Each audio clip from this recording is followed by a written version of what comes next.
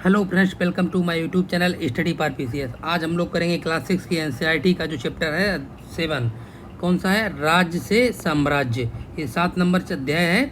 इस पे हम चर्चा करेंगे। ये आपके यूपीएससी का एग्ज़ाम हो या वनडे एग्ज़ाम हो, स्टेट पीसीएस एग्ज़ाम हो, हर परीक्षा में बहुत ही इंपॉर्टेंट है। ये आपका ये समझ लीजिए कि जीएस का जो पोर्शन आता है किसी भी एग्ज़ाम में, उसको उसमें जितने भी जीएस से रिलेटेड क्वेश्चंस बनते हैं हिस्ट्री के, उसके लिए चैप्टर और ये बुक्स जो है बहुत इंपॉर्टेंट होने वाली है।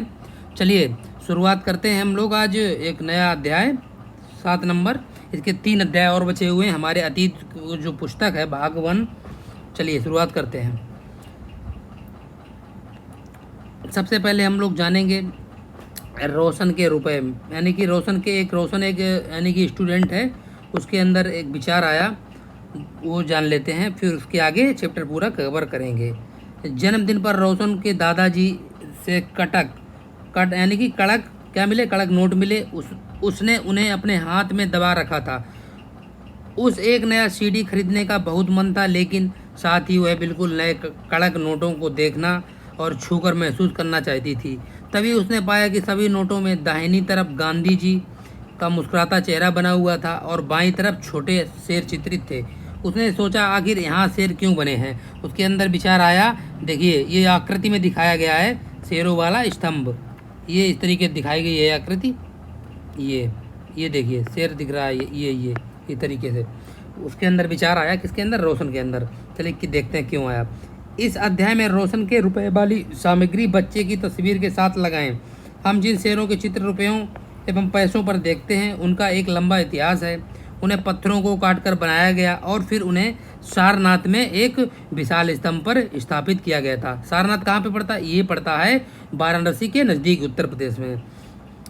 इतिहास के महानतम राजाओं में से एक अशोक के निर्देश पर इसके जैसे कई स्तंभों और पत्थरों पर अभिलेख उत्कीर्ण किए गए। इसके पहले कि हम यह जानें कि इस अभिलेखों में क्या लिखा, यह समझने की कोशिश करें कि उनके राज्य को साम्राज्य क्यों कहा गया। सबसे पहले हम लोग अभी जानेंगे कि जो राज्य को उनके साम्राज्य क्यों कहा गया।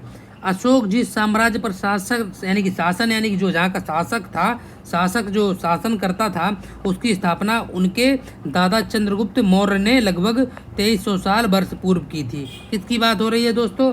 ये बात हो रही है जिसमें अशोक साम्राज्य का जो शासक जिसमें हुआ करता था, उसके दादा कौन थे? चंद्रगुप्त मौर्य। लगभग 2300 साल वर्ष पूर्व की थी। चाणक्य या कौटिल्य नाम के एक बुद्धिमान व्यक्ति ने चंद्रगुप्त की सहायता की थी। चाणक्य के कई विचार हमें अर्थशास्त्र के नाम की किताब से मिलते हैं। साम्राज्य में बहुत से नगर थे। इनमें साम्राज्य की राजधानी पाटलिपुत्र हुआ करती थी एवं उज्जैन और तक्षशिला जैसे नगर प्रमुख थे। तक्षशिला उत्तर पश्चिम और मध्य एशिया के लिए आने जाने का मार्ग था। दूसरी तरफ उज्जैन उत्तरी भारत से दक्षिण भारत जाने का रास्ता पड़ता था। शायद नगरों में व्यापारी, सरकारी अधिकारी और शिल्पकार रहा करते थे। साम्राज्य के बहुत बड़े क्षेत्रों में किसानों और पशुपालकों के गांव बसे हुए थे। मध्य भारत जैसे इलाकों में ज़्यादातर हिस्सा जंगलों से भरा हुआ था। वहां पर लोग फल फूल का संग्रहण और जानवरों का शिकार करके जीविका अपनी चलाते थे। साम्राज्य के अलग अलग इलाकों में लोग भिन्न भिन्न लैंग्वेज का प्रयोग करते थे। वे लोग शायद अलग अलग प्रकार का भोजन भी करते थे। और यहाँ तक कि अलग अलग किस्म के पोशाक यानी कि वस्त्र भी पहनते थे। जैसे कि मैप में आप लोगों को दिखाया गया है, ये रेड दिख रहा है, ये जगह है इससे संबंधित। और अब हम जान लेते हैं, आप लोगों को शायद ये नहीं पता होगा पॉइंट्स, इसका भी हम डिस्क्राइब कर देते हैं। वंश क्या है? वंश पे चर्चा कर लेते हैं। जब एक ही परिवार में, यानी कि आपकी मान ली जॉइंट फैमिली है, एक ही परिवार है, एक ही परिवार के कई सदस्य एक के बाद एक राजा बनते चले जाएं, तो उन्हें एक ही वंश कहा जाता है। जैसे कि मौर्य वंश में 3 महत्वपूर्ण राजा हुए। कौन कौन से? पहले हैं चंद्रगुप्त और उसका बेटा बिंदुसार और उसका पुत्र बिंदुसार का पुत्र अशोक। इस तरीके से वंश की परिभाषा इसमें एनसीईआरटी में दिखाई गई है। चलिए आगे अब हम लोग जानेंगे राज्य साम्राज्य से कैसे भिन्न हुआ। मतलब जो डिफरेंट है राज्य, यानी कि किसमें डिफरेंट? राज्य एवं साम्राज्य में, कि साम्राज्य क्या था और राज्य क्या था। इसमें आप लोगों को बता दें कि डिफरेंट क्या है। चलिए, साम्राज्य राज्यों से बड़े होते हैं और उनकी रक्षा के लिए बड़ी सेनाओं की जरूरत होती है। इसीलिए सम्राटों को राजाओं की तुलना में ज़्यादा संसाधनों की जरूरत होती है। इसी कारण उन्हें बड़ी संख्या में कर इकट्ठा करने वाले अधिकारियों की जरूरत भी पड़ती होती है। अब जानेंगे हम लोग जो साम्राज्य का प्रशासन था, साम्राज्य का प्रशासन किस तरीके का था। मौर्य साम्राज्य बहुत बड़ा था, इसलिए अलग अलग हिस्सों पर अलग अलग ढंग से शासन किया जाता था। पाटलिपुत्र और उसके आसपास के इलाकों पर सम्राट का सीधा नियंत्रण था। इसका मतलब यह हुआ कि इस इलाके के गांवों और शहरों के किसानों, पशुपालकों, शिल्पकारों और व्यापारियों से कर इकट्ठा करने के लिए राजा अधिकारियों की नियुक्ति करता था। जो राजा के आदेशों का उल्लंघन करते थे, अधिकारी उनको सजा भी देते थे। इनमें से कई अधिकारियों को वेतन भी दिया जाता था तथा संदेश वाहक एक जगह से दूसरी जगह घूमते रहते थे। संदेश वाहकों का कार्य क्या था? संदेश वाहकों का कार्य था एक जगह से दूसरी जगह घूमकर संदेश को राजा तक पहुंचाना और राजा के जासूस अधिकारियों के क्रियाकलाप यानी कि कार्यकलाप पर नजर रखते थे। इन सब के ऊपर सम्राट था जो राज परिवार एवं वरिष्ठ मंत्रियों की सहायता से सब पर नियंत्रण रखता था। मौर्य साम्राज्य के भीतर कई छोटे क्षेत्र या प्रांत हुआ करते थे। इन पर तक्षशिला या उज्जैन जैसी प्रांतीय राजधानियों से शासन किया जाता था। कुछ हद तक पाटलिपुत्र से इन क्षेत्रों पर नियंत्रण रखा जाता था और अक्सर राजकुमारों को वहां का राज्यपाल या गवर्नर भी बनाकर भेजा जाता था। लेकिन ऐसा लगता है कि इन जगहों पर स्थानीय परंपराओं और नियमों को ही माना जाता था। प्रादेशिक केंद्रों के बीच विस्तृत क्षेत्र थे। इनके इलाकों में मौर्य शासक सिर्फ मार्गों और नदियों पर नियंत्रण रखने की कोशिश करते थे, जो कि आवागमन के लिए महत्वपूर्ण थे। यहाँ से उन्हें जो भी संसाधन कर और भेंट के रूप में मिलते थे, उसे इकट्ठा किया जाता था। उदाहरण के लिए अर्थशास्त्र में यह लिखा है कि उत्तर पश्चिम कंबल के लिए और दक्षिण भारत सोने और कीमती पत्थरों के लिए प्रसिद्ध था। संभव है कि संसाधन नजराने के रूप में इकट्ठे किए जाते थे और अंत में जंगल वाले इलाके आते थे। वहां रहने वाले लोग काफ़ी जो हद तक स्वतंत्र थे। उनसे यह उम्मीद की जाती थी कि वे मौर्य पदाधिकारियों को हाथी एवं लकड़ी, मधु और मोम जैसी चीज़ें लाकर देते थे। अब लोग एक पॉइंट जानेंगे इसका डिफाइन क्या है। जैसे कि यहाँ पे संसाधन नजराना लिखा हुआ है, तो नजराने का डिफिनीशन क्या हुआ उसको जानेंगे हम लोग। नजराना, जहाँ कर नियमित ढंग से इकट्ठे किए जाते थे, वहीं नजराना अनियमित रूप से जब भी संभव हो इकट्ठा किया जाता था। ऐसे नजराने विविध पदार्थों के रूप में प्रायः ऐसे लोगों से लिए जाते थे जो स्वेच्छा से इसे देते थे। अब हम लोग जानेंगे राजधानी में सम्राट के बारे में हम लोग जानेंगे। मेगस्थनीज चंद्रगुप्त के दरबार में पश्चिम एशिया के यूनानी राजा सेल्यूकस निकेटर का राजदूत था। मेगस्थनीज ने जो कुछ देखा उसका विवरण दिया। यहाँ से क्वेश्चन आपका बन सकता है कि जो सेल्यूकस निकेटर था वो किसका राजदूत था, इस तरीके से पूछ सकता है, या किसके दरबार में आया था, इस तरीके से भी स्टेट पीसीएस में या किसी भी वनडे एग्जाम में या यूपी पीसीएस में या यूपीएससी में किसी भी एग्जाम में पूछ सकता है जीएस के पोर्शन में। यहाँ हम उसके विवरण का एक अंश दे रहे हैं। चलिए, सम्राट का जनता के सामने आने के अवसरों पर शोभा यात्रा के रूप में जश्न मनाया जाता है। उन्हें एक सोने की पालकी में ले जाया जाता है। उनके अंगरक्षक सोने और चांदी से अलंकृत हाथियों पर सवार रहते हैं। कुछ अंगरक्षक पेड़ों को लेकर चलते हैं। इन पेड़ों पर प्रशिक्षित तोतों का एक झुंड रहता है जो सम्राट के सिर के चारों तरफ चक्कर लगाया करता था।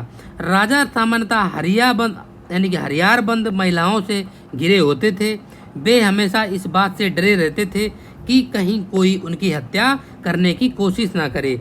उनके खाना खाने के पहले खास नौकर उस खाने को चखते थे ताकि ये पता चले कि इसमें कुछ जहर वगैरह तो नहीं मिला हुआ है, इसीलिए चखा जाता था। वे लगातार 2 रात एक ही कमरे में नहीं सोते थे।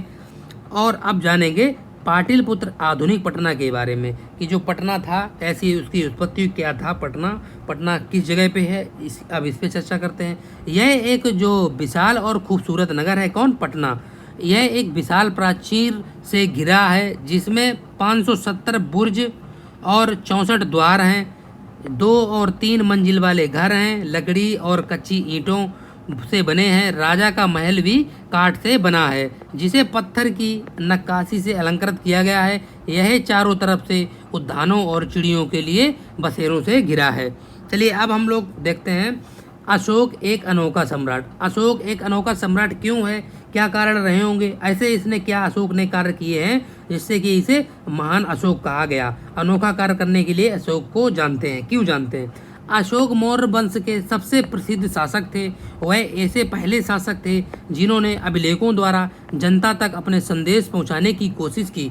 अशोक के ज़्यादातर अभिलेख प्राकृतिक भाषा में और ब्राह्मी लिपि में मिले हैं। अशोक का कलिंग युद्ध, सबसे पहले ये बहुत इंपॉर्टेंट है, ये इस बार भी यूपीपीसीएस के एग्जाम में प्रारंभिक परीक्षा में देखने को मिला था। ये दे देता है कि युद्ध से संबंधित दे देगा या मिलाने को रख देगा, कौन से ईयर में कौन सा युद्ध हुआ, इस तरीके से क्वेश्चन ये बनता है। चलिए, कलिंग तटवर्ती उड़ीसा का प्राचीन नाम है। कलिंग किसका नाम है? तटवर्ती उड़ीसा का नाम। अशोक ने कलिंग को जीतने के लिए एक युद्ध लड़ा, लेकिन युद्ध जनित हिंसा और खून खराबा देखकर उन्हें युद्ध से वितृष्णा हो गई। उन्होंने निर्णय लिया कि वे भविष्य में कभी युद्ध नहीं लड़ेंगे। अब जानेंगे कलिंग युद्ध का वर्णन करता हुआ अशोक का अभिलेख, इसमें चर्चा कर लेते हैं। अपने एक अभिलेख में अशोक ने यह बात कही है कि राजा बनने के 8 साल बाद मैंने कलिंग विजय की। लगभग 1.5 लाख लोग बंदी बना लिए गए, 1 लाख से भी ज़्यादा लोग मारे गए। किसमें? कलिंग युद्ध में। ये कलिंग युद्ध का वर्णन हम लोग आपसे चर्चा कर रहे हैं। इससे मुझे अपार दुख हुआ। क्यों हुआ दुख? अब इसको जानेंगे। जब किसी स्वतंत्र देश को जीता जाता है तो लाखों लोग मारे जाते हैं और बहुत सारे लोग बंदी भी बनाए जाते हैं। इसमें ब्राह्मण और श्रमिक भी मारे जाते हैं। जो लोग अपने सगे संबंधियों और मित्रों को बहुत प्यार करते हैं तथा दासों और मृतकों के प्रति दयावान होते हैं, वे भी युद्ध में या तो मारे जाते हैं या अपने प्रियजनों को खो देते हैं।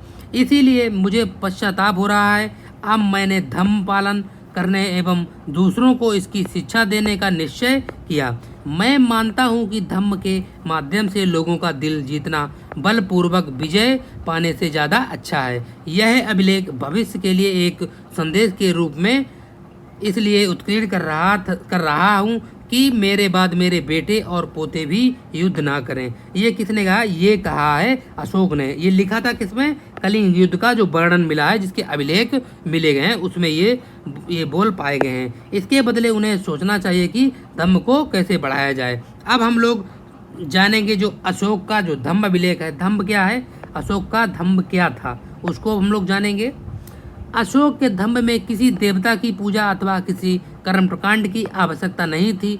उन्हें लगता था कि जैसे पिता अपने बच्चों को अच्छे व्यवहार की शिक्षा देते हैं, वैसे ही यह उनका कर्तव्य था, ना कि अपनी प्रजा को निर्देश दें। वे बुद्ध के उपदेशों से ही प्रेरित हुए थे। कौन? अशोक जो थे वो बुद्ध से प्रेरित हुए थे।